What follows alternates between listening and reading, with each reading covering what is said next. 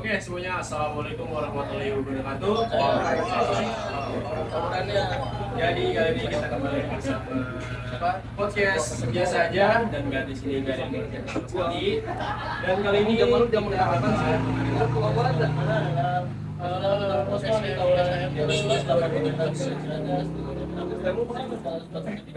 tahun 2026 dengan tema Jaga Jakarta.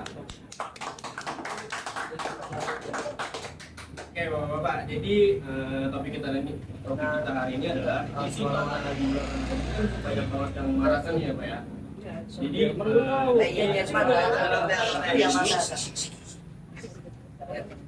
baik, terima kasih Mas Rangga ya.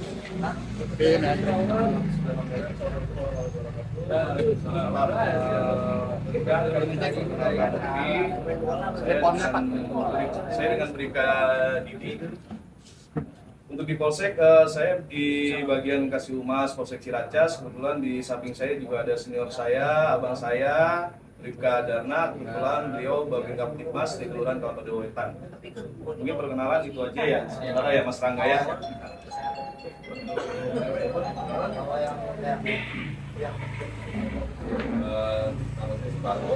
Ketua RT 11 Kelapa Wetan Ciracas. karena bapak-bapak tadi sudah berbagi, nama saya Rangga Salsabua dan saya di sini adalah host di podcast orang biasa ini. Dan jadi kali ini di sini banyak organisasi yaitu ada 11 dan juga 11 dan tadi berita ini namanya Sadar Aronika. Jadi Sadar Aronika ini dia lebih ke arah FTV sama podcast. Jadi hari ini adalah di podcastnya orang biasa aja.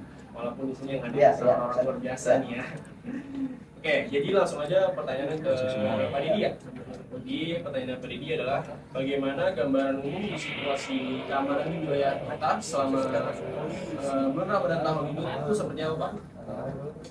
Baik, makasih Mas Rangga. Sedikit besar ya, saya ingin menjelaskan situasi Kaptipmas selama bulan suci Ramadan ini yang sudah memasuki hari ketiga ya, selalu hari ketiga. Sampai dengan hari ini, alhamdulillah situasi Kaptipmas di wilayah hukum Polsek Ciracas khususnya dan di Polres Jakarta Timur pada umumnya masih terkendali aman, khususnya untuk tawuran. Dalam beberapa hari ini memang kita berkomitmen dalam hal ini khususnya Polsek Ciracas, kita berkomitmen sebisa mungkin kita berupaya semaksimal mungkin kita upaya pencegahan dalam tawuran. Memang beberapa hari yang lalu ada beberapa gesekan-gesekan, tapi alhamdulillah bisa kita redam, bisa kita cegah sehingga tidak terjadi tawuran tersebut. Karena ya semua upaya yang kita lakukan mendapatkan support juga dari warga, khususnya warga Kecamatan Ciracas. Akhirnya kita bisa sama-sama meredam tawuran tidak terjadi di kampung kita. Itu aja Mas Rangga. Nah untuk Pak RW jadi saya mau menanyakan apakah terjadi peningkatan potensi tawuran di bulan Ramadan ini dan mengapa fenomena ini sangat sering muncul di bulan Ramadan ini Pak? Baik, giat kita memang terinspirasi dari kejadian-kejadian Ada kejadian nih, setiap Naya. tahunnya di Kamu naik motor Ramadan. masing-masing atau gimana? Ya, Bawa motor jadi, patroli? kami Ikut saya, menginisiasi Baca kali di sana. Tadi proses kegiatan Siskambling selama bulan Ramadan. Kegiatan Siskambling ini bertujuan untuk yang pertama adalah memastikan bulan suci Ramadan ini secara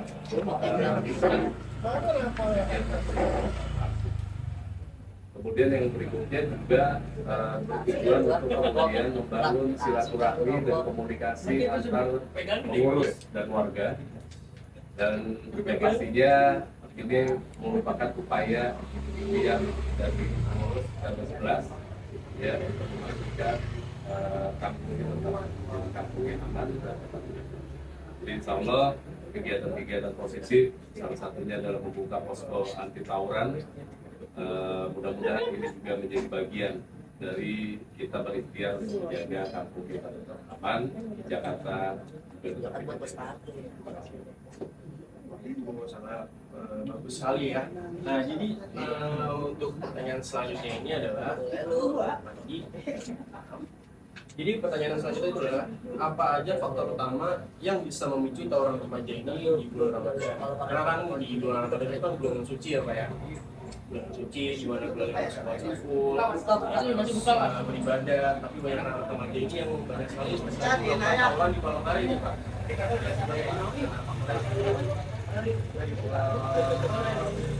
Faktor paling utama itu yang memicu anak-anak tawuran ini, yang pertama itu faktor gengsi biasa, gengsi pribadi dari masing-masing anak ini, karena memang luar biasa sekali ini. Saya juga kami masih melakukan penelitian juga Mas Rangga ya. Pemicu ini nih dimungkinkan kalau untuk internal dari faktor internal anak-anak mereka ini karena adanya ajakan, mungkin senioritas dari mereka atau gimana, entah itu ada ancaman segala macam gitu kan. Itu faktor dari internal mereka. Kalau faktor dari eksternal itu yang sangat memicu itu satu ya mungkin dari minuman keras, pengaruh minuman keras, terus obat-obatan yang lagi marak juga tuh. Nah itu juga salah satu pemicu. Makanya kami dalam hal ini Polsek Ciracas selalu melakukan operasi dalam hal ini operasi miras, terus obat-obatan. Kita kontinu setiap hari kita melakukan operasi itu. Artinya kita melakukan penyitaan peredaran miras yang ilegal tidak berizin. Nah itu kita lakukan penyitaan. Dan itu nanti akan dikompulir itu di Polda nanti. Semua barang bukti yang sudah disita itu akan dikompulir dan dimusnahkan nanti di Polda. Nah itu upaya-upaya kita salah satu dalam keluarga yang menjadi pemicu dalam anak-anak melakukan tawuran salah satu. Oke, jadi untuk tanggapan Mas Yunus sama Bang Boeng itu gimana Pak? Terima kasih. Saya atas nama LMK RW 11 mengucapkan terima kasih kepada Pak Didi dari Polsek Ciracas. Mudah-mudahan wilayah RW 11 ini ke depannya atau bulan ke depan lebih aman. Dan saya juga mengajak seluruh warga atau orang tua jagalah anak-anak kita waktu jam keluar itu dibataskan jadi 10.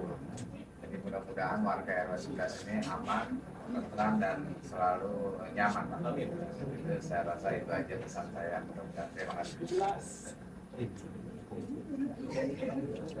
kasih. Oke, untuk kami dari Karang Taruna Unit RW 11 khususnya dari RW 11 tetap sportif apapun kegiatan dari RW dan kita juga siap untuk membantu dalam pelaksanaan menjaga Jakarta dengan slogan Jaga Jakarta.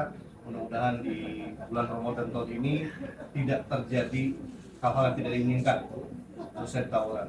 Selain tawuran juga izin kita juga mencegah terjadinya seperti ada pencurian dan lain-lain hal yang tidak diinginkan.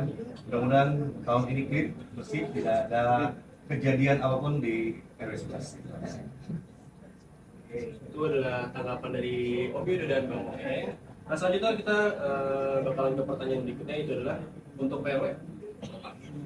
Jadi seberapa besar pengaruh media sosial nih? Karena kan banyak anak muda yang pada pintar media sosial atau contohnya live Instagram atau live TikTok.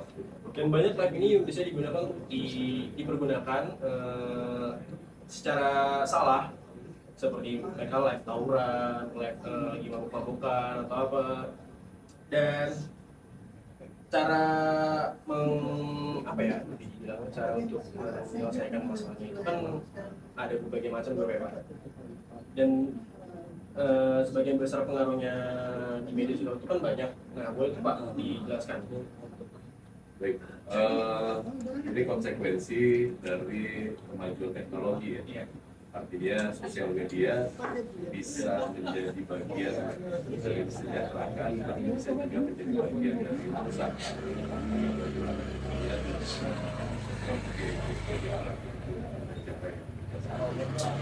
Memang salah satu metode yang dipakai oleh anak-anak tawuran itu adalah jaringan sosial media. Jadi ini kami sebagai pengurus wilayah hanya bisa dan kemudian hanya mampu untuk menghimbau kepada para remaja kita untuk bijaksana di dalam menggunakan sosial medianya, dan juga kami sebagai pengurus wilayah mengingatkan kepada para orang tua kepada anak-anaknya, dan pastikan bahwa sosial media yang ada itu menjadi alat untuk kemajuan, dan kemudian menjadi sebuah alat yang untuk bisa menjadi lagi kami mengingatkan kepada para orang tua warga RW 11 khususnya untuk saling peduli, saling mengingatkan, dan kemudian juga pastikan bahwa keberadaan kita para pengurus RT, RW, LMK, dan ada Karang Taruna untuk sama-sama kita saling mengingatkan bahwa sosial media itu harus bisa menjadi bagian dan dipergunakan dengan cara-cara yang bijaksana dan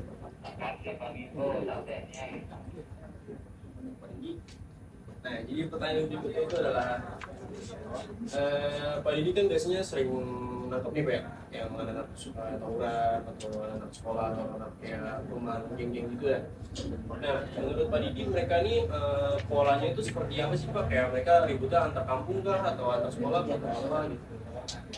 Baik, makasih Mas Rangga. Dari beberapa momen yang sudah pernah kita data, mereka lebih mengatasnamakan bendera sebenarnya. Jadi bukan mengatasnamakan sekolah lagi.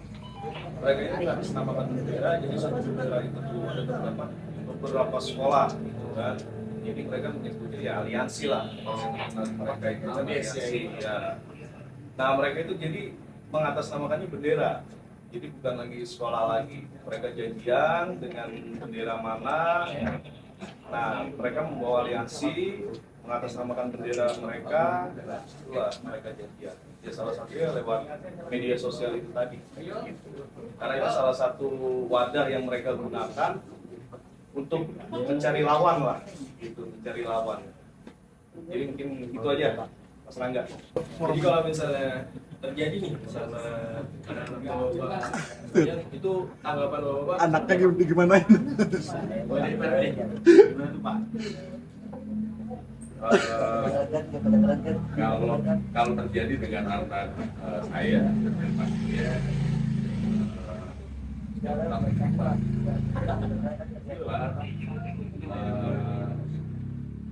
sebagai orang tua pastinya kita melakukan hal-hal terkecil yang memang membangun komunikasi di rumah.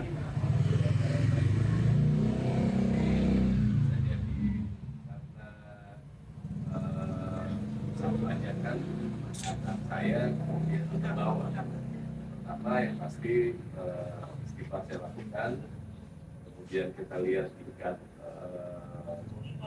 kesalahannya, dan kalaupun memang ternyata menyerempet ke hukum ya kita serahkan ke hukum. Dan apapun cerita dan kejadian ini harus menjadi sebuah pelajaran buat saya dan keluarga. Dan ini juga mudah-mudahan pertanyaan ini juga menjadi pertanyaan di setiap tempat para orang tua. Jadi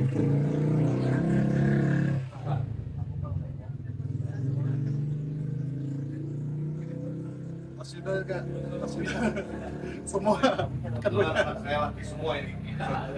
Jadi kalau terjadi sama anak saya, istri saya istighfar dulu.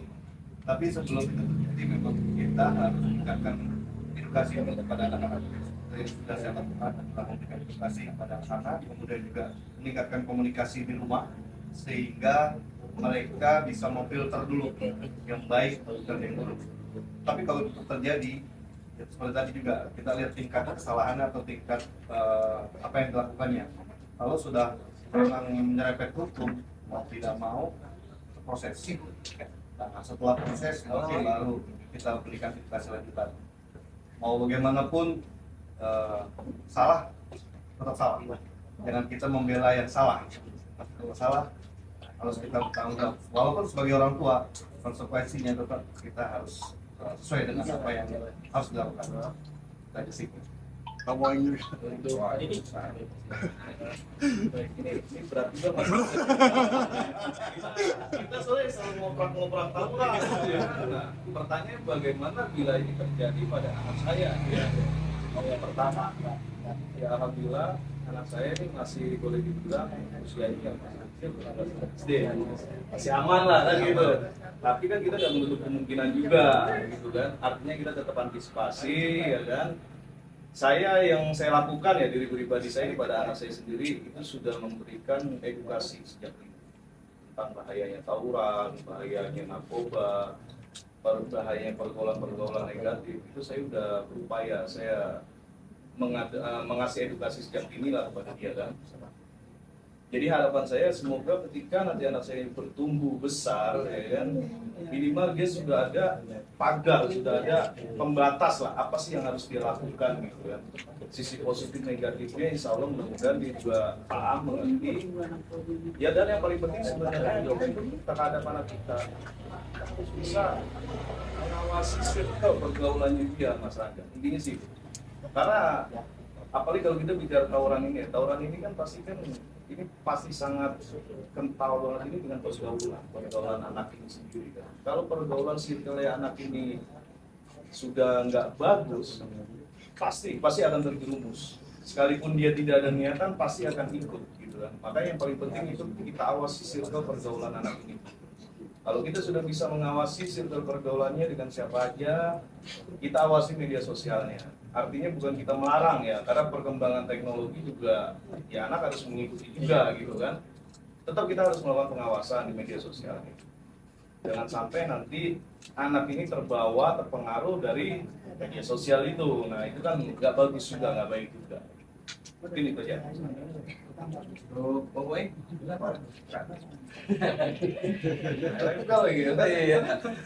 terima kasih. Alhamdulillah. Saya sih sebagai LMK, anak saya udah selesai semua, sudah kerja semua, tapi saya juga pede. Anak cucu saya kelas 2 SMP. Itu dia.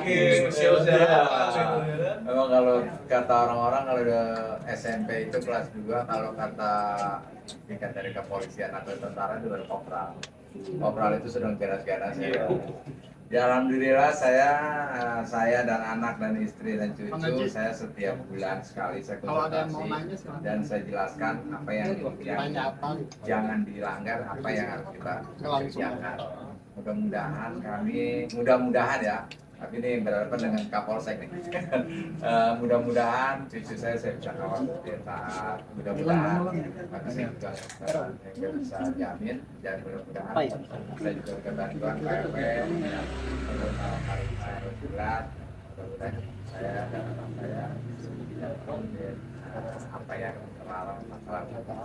Saya rasa itu aja. Saya juga sebetulnya bagaimana karma ya. Jadi mudah-mudahan Pak Dede, Pak RW, Pak ini, mudah-mudahan anak saya, terutama cucu saya umur kelas 2 SMP. Sedangkan kemarin yang kena itu 2 SMP. Oke, terima kasih itu aja. aja lah. Ini pertanyaan Mari kita jaga. ini adalah Ya masih. kebanyakan anak tawuran itu kurangnya dari pengawasan orang tua ya Pak ya. Apakah mereka yang suka ikut tawuran, suka berantem atau suka keras, suka obat-obatan ini menjadi faktor dari pengawasan dari pengawasan kurangnya pengawasan dari orang tua gitu Pak? Terima kasih pertanyaannya cukup berbobot ya. Jadi dia jelas itu 62,3% warga kemudian tingkat kepadatan penduduk di RW 11 termasuk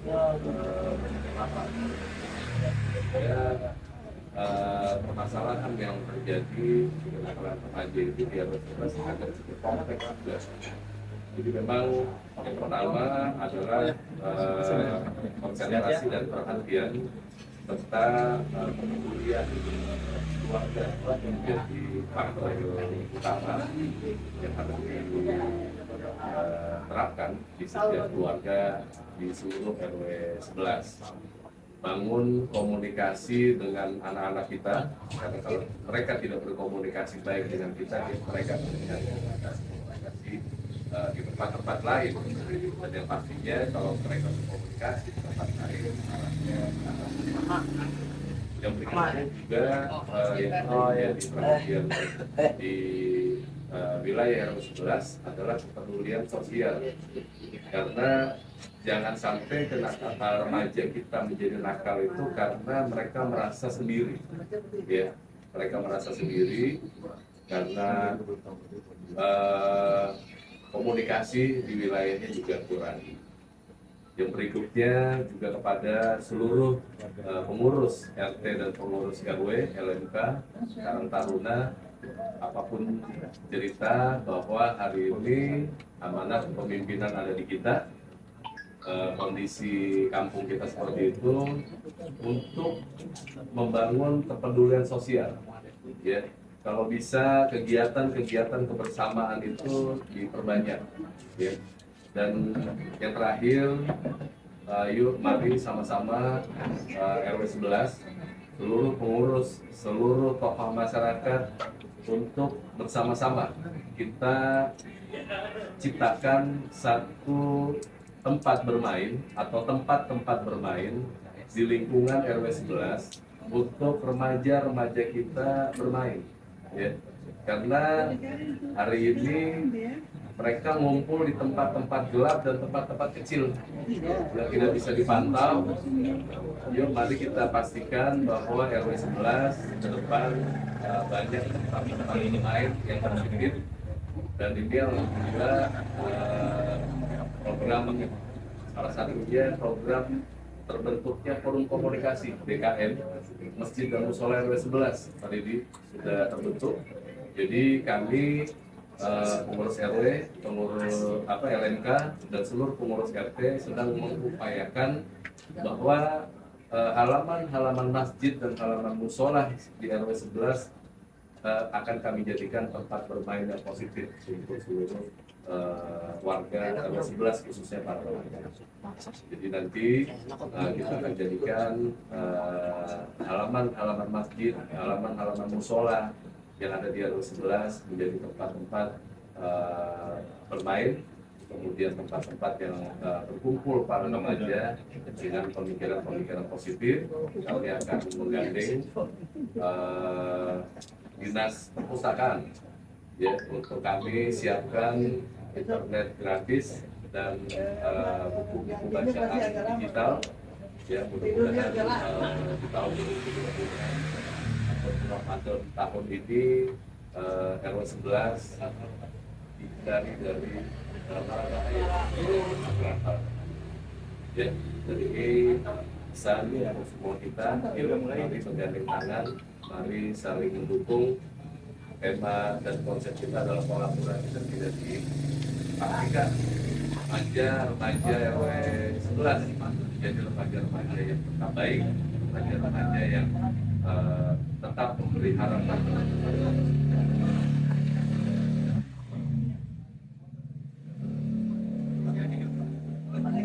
Sedikit tambahin peran serta orang tua bagaimana bisa berpengaruh banget dengan sama anak-anak sekarang ini. Yang pertama harus ada kesadaran bahwa kita sebagai orang tua punya anak. Jangan sampai kita lupa kita punya anak, sibuk dengan pekerjaan, sibuk dengan kesibukan yang lain, kita lupa dengan anak. Jadi sadari dulu ada anak, sehingga ketika kita sadar ada anak, maka anak itu harus kita apakan? Harus kita pantau, harus kita arahkan, harus kita berikan edukasi. Selain itu juga dari kami tentunya Karang Taruna sudah menyiapkan juga beberapa program-program, tentunya seperti Rangga tahu sendiri, kita sudah bikin sanggar, kemudian kita sudah bikin yang lain-lain nantinya, pelatihan gitu. Insya Allah nanti kedepannya waktu akan lebih banyak di kegiatan positif. Itu nomor satu, sebagai orang tua izin menyampaikan, sadar dulu lu punya anak gitu, jangan sampai lu lupa gitu, lu ada anak lu gitu, jangan sampai juga memberikan contoh yang tidak baik kepada anak kita aja. Terima kasih. Enggak, ada nyeleneh lagi nih. Kalau Rangga ada di posisi diserang duluan terus nggak bisa kabur, harus ngelawan atau gimana? apa biarin dipukul aja gitu. Pak, itu kan lebih ke arah pembelaan diri ya Pak ya? Jadi misalnya ada orang nge-begal kita terus kita mau lawan akhirnya takut kita kena kasus. Nah, tanggapan dari Bapak sih gimana Pak? Kawan, Pak. Baik, makasih Mas Angga. ini sebenarnya yang lagi unik nih kan gitu ya kan. Lagi unik artinya ini lagi rame nih memang ya kan. Seperti yang kita nggak usah menyebut daerah A lebih lah ya. Tapi ini yang memang lagi nih. Ini unik Mas Angga. Uniknya itu artinya begini. Di satu sisi kita kan berbicara pembelaan diri ya. Pembelaan diri masa sih kita mau diem aja kita nyerahin nyawa kita kan gitu ya kan. Tapi di satu sisi ini ada hukum yang berbicara kan. Hukum di Indonesia ini kan ya harus kita patuhi juga gitu kan. Tapi ya pada dasarnya kalau selagi kita masih bisa menghindar, lebih baik kita menghindar. Kalau kita sudah bisa menghindar itu kan lebih bagus. Tapi kalau memang kita tidak bisa menghindar ya pada ya memang harus kita ya harus melindungi diri kita gitu kan. Tapi tetap ada batas-batasan nanti gitu. Ada batas-batasan yang harus kita perhatikan. Jangan sampai apa yang kita lakukan, tindakan kita ini ya malah melanggar hukum yang ada kan gitu. Intinya yang penting kalau bisa ya kita lebih baik menghindar. Terima kasih. Nah jadi pertanyaan berikutnya itu adalah Mbak Didi kan biasanya sering menangkap anak yang tawuran ya Pak. Nah dampak apa yang paling serius yang sering terjadi di tawuran itu Pak? Baik, terima kasih. Agak tahu kita bicara dampak.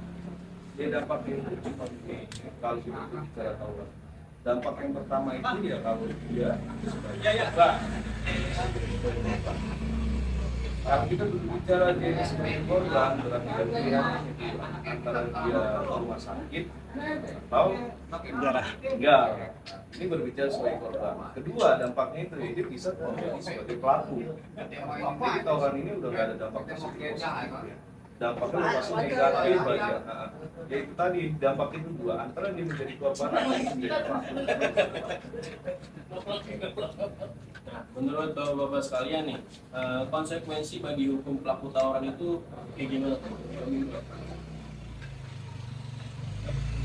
Dia tentu dari pelaku tawuran itu adalah satu pasti bersinggungan dengan hukum. Kedua, bersinggungan juga dengan mental.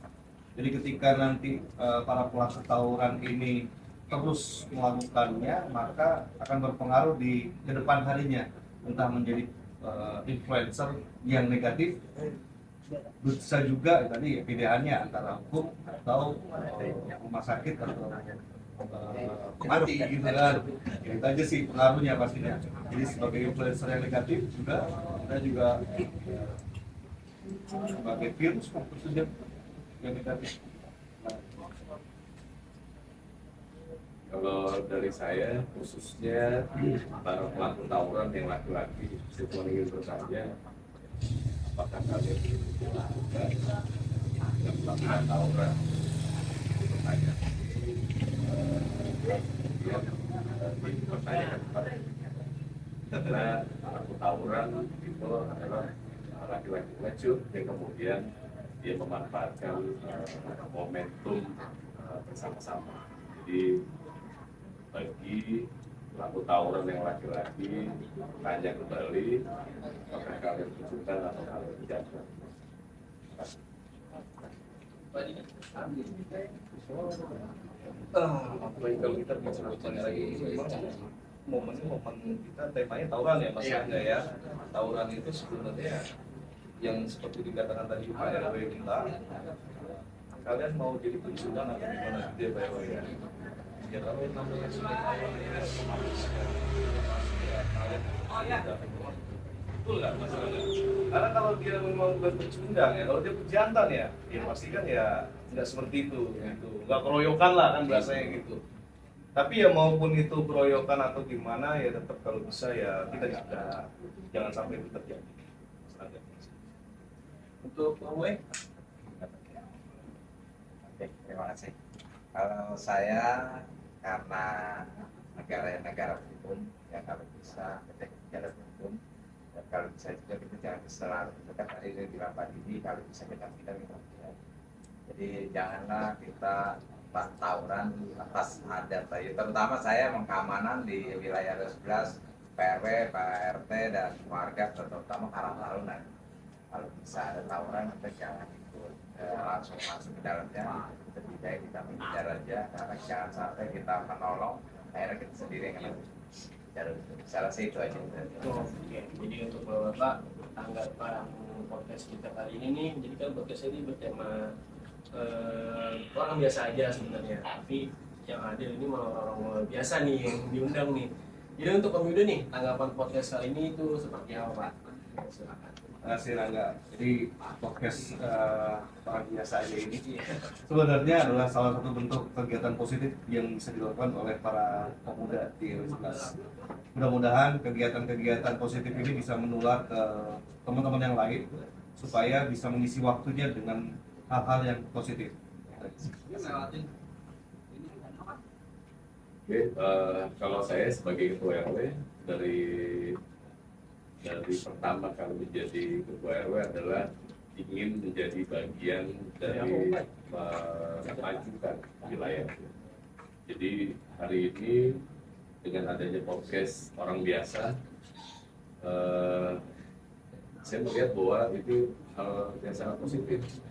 Ya, karena sesuatu yang dimulai hari ini mungkin podcast orang biasa aja.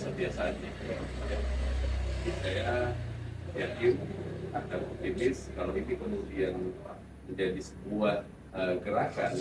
Ya kalau cuma podcast besar kayaknya tinggal tunggu waktu aja buat hidup ya.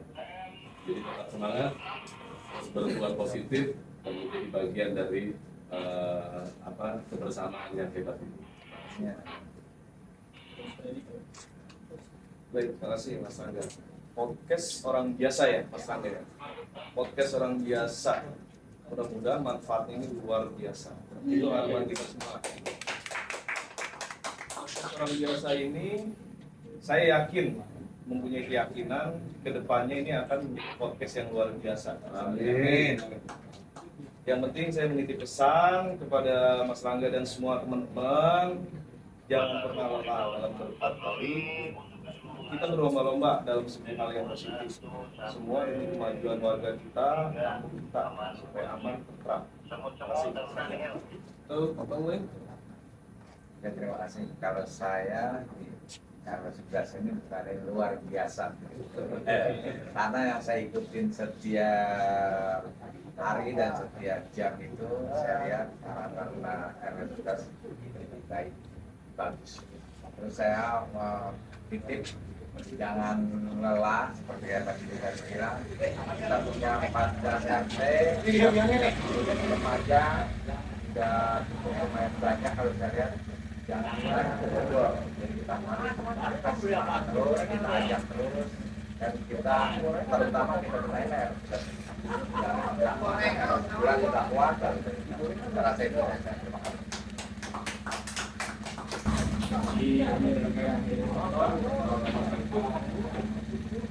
Baik, terakhir bisa di podcast orang biasa aja. Mudah-mudahan podcast ini terus menjadi tontonan yang luar biasa dan bisa berdampak positif kepada semuanya. Sekali lagi maju, khususnya RW 11 dan Taruna 11. Kreatif, positif, profesional.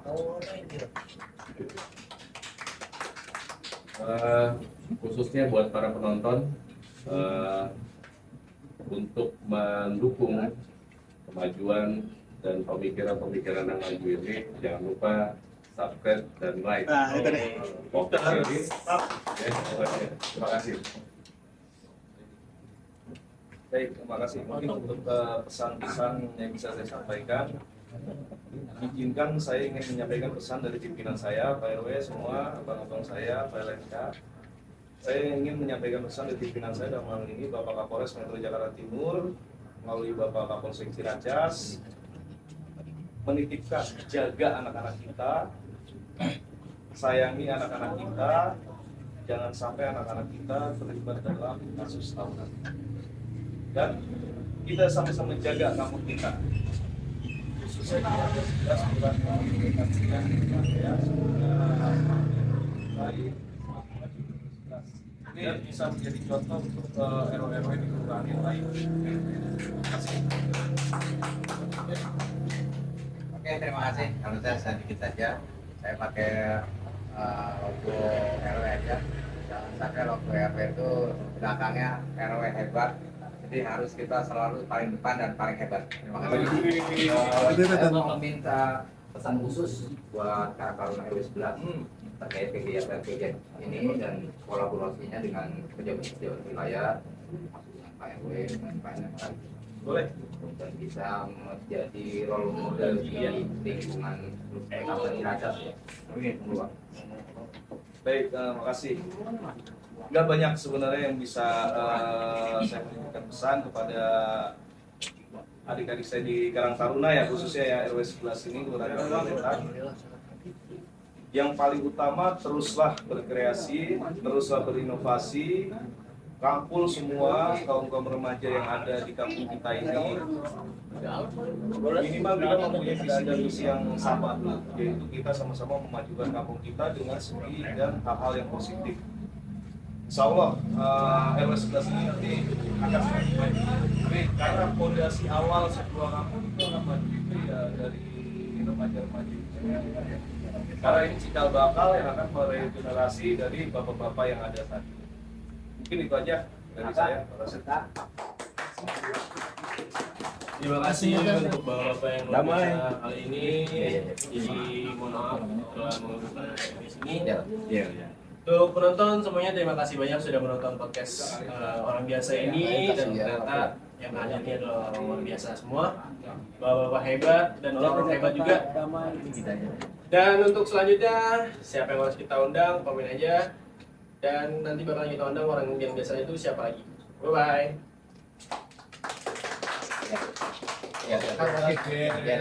Terang-terang.